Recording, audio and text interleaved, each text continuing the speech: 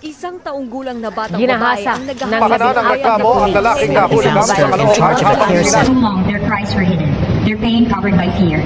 Today, we break the silence. We listen, we protect, we act. naging biktima ng sexual assault sa loob mismo ng campus nitong weekend.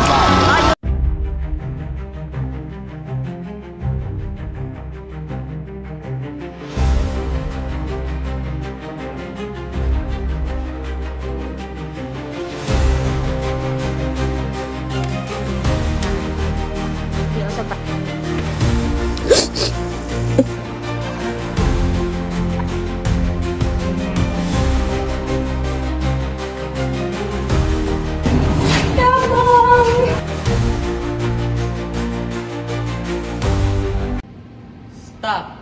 Stop. Stop. Stop. Stop. Violence against women.